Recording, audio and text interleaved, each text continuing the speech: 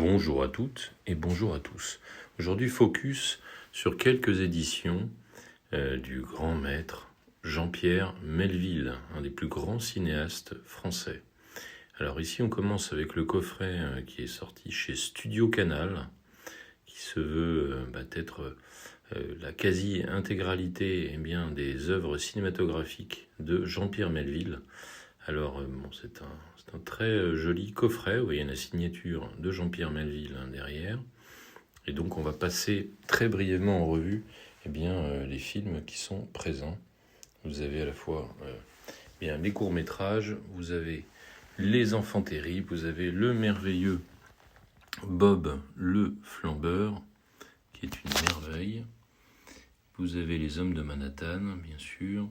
Léon Morin, prêtre, un des plus grands rôles de Jean-Paul Belmondo, L'Armée des Ombres, fantastique, Le Cercle Rouge, immense chef-d'œuvre.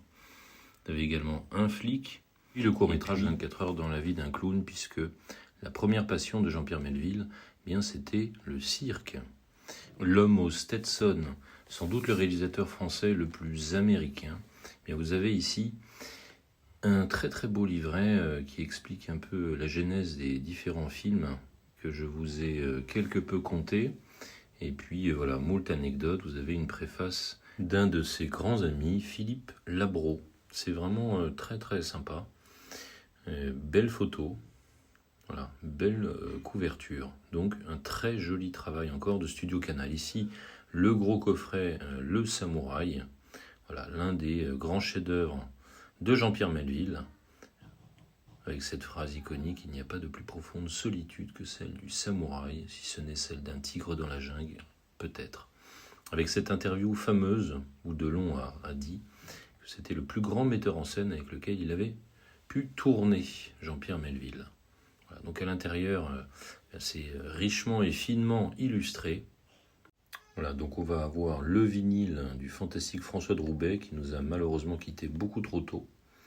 Vraiment un très joli vinyle, très jolie musique qui accompagne le samouraï. Ensuite, on enchaîne avec ici un petit livre qui explique la genèse de l'œuvre et puis beaucoup d'anecdotes. Vous avez reproduction aussi des affiches à l'international de ce film fantastique avec la très belle Nathalie Delon. Vous avez ici le scénario original du samouraï. C'est un film où le silence prône. René Clément a appris à Alain Delon à se mouvoir. Visconti lui a appris à séduire. Et puis Jean-Pierre Melville a appris à Alain Delon le silence. Vous avez ici 4 disques. Vous avez un très beau 4K. Des belles sérigraphies sur chaque disque et puis un bel artwork interne. Ici, on passe au deuxième souffle que j'avais mis en short sur ma chaîne. Un très très bon film également de Jean-Pierre Melville, avec ici tout le scénario, tous les dialogues du film, avec également des interviews et la genèse de l'œuvre.